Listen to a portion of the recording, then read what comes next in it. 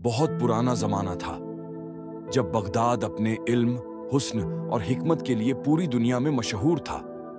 उस वक्त की फिजा में जादू घुला रहता था और हर गली कूचा किसी किस्से की तरह लगता था।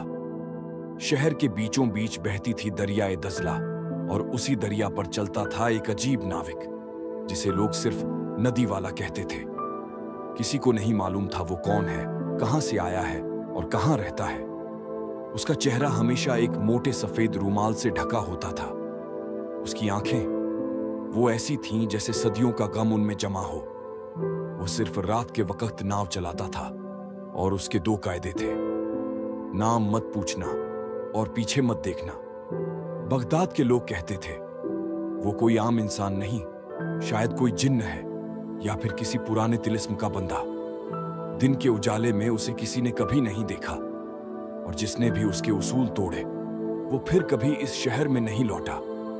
उसी शहर में एक रोज आया हसन, एक नौजवान जो तुर्की से आया था, तिजारत और तालीम की तलाश में। उसकी आंखों में सवाल थे और दिल में बेइंतहा जज्बा। उसे अनसुने किस्से पसंद थे और हर रहस्य से पर्दा हटाना उसका शौक। जब उसने नदी वाले की बात सुनी तो उसके दिल में शौकत का तूफान उठ खड़ा हुआ। वो जानना चाहता था उस नाव वाले की हकीकत क्या है, वो तिलिस्मी शख्स जो रात की खामोशी में दरिया को चीरता हुआ नजर आता है कौन है। हसन ने ठान लिया वो उस नाविक से मिलेगा और हर हाल में राज जानेगा। रात काफी गहरा चुकी थी। बगदाद की गलियां वीरान थीं, जैसे शहर किसी नींद में डूबा हो। मगर हसन का दिल वो बेचैन था। वो दरिया के किनारे खड़ा उस नाव वाले का इंतजार कर रहा था। चांद बादलों में छुपा था और दरिया स्याही जैसा काला लग रहा था। तभी एक धीमी सी आवाज आई, जैसे लकड़ी की नाव पानी से टकरा रही हो। और फिर वो आया, नाव वाला, चुपचाप, उसी सफेद रूमाल में लिपटा चेहरा, वहीं पुरानी आंखें। हसन ने धीरे से पूछा, क्या मुझे उस पार ले चलोगे? नाविक ने कुछ नहीं कहा, सिर्फ हाथ से इशारा किया, आ जाओ। हसन नाव में बैठा और नाव सरकने लगी। दरिया की लहरें जैसे उनके साथ कोई पुराना नगमा गा रही थीं। कुछ पल खामोशी में गुजरे, फिर अचानक नाविक बोला, नाम मत पूछना और पीछे मत देखना। हसन ने सर हिला दिया, मगर उसका मन वो बेचैन था। कुछ दूर जाने पर दरिया की सतह से अजीब सी सरगोशियां सुनाई देने लगीं, जैसे कोई पुरानी जुबान में दुआएं या बद्दुआएं पढ़ रहा हो। नाव बीच दरिया में पहुंची तो हवा एकदम थम सी गई। पानी सन्न हो गया, जैसे वक्त रुक गया हो। नाविक ने नाव रोक दी और अंधेरे की ओर देखने लगा। हसन ने डरते हुए पूछा, हम रुके क्यों हैं? नाविक ने धीमे लहजे में कहा, तुम्हें दिखाना है वो जो औरों ने कभी नहीं देखा। मगर याद रखो, जो देखा वो फिर पहले जैसा नहीं रहा। अचानक दरिया के बीचों बीच एक हल्की सी रोशनी फैलने लगी। पानी की सतह पारदर्शी होने लगी और हसन को उसमें कुछ नजर आया। एक पुराना महल पानी के नीचे और वहां चलते लोग। हसन की आंखें झपक भी न सकीं।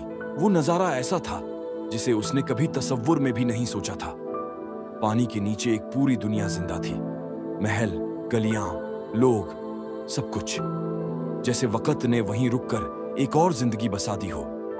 हसन हैरत में डूबा था।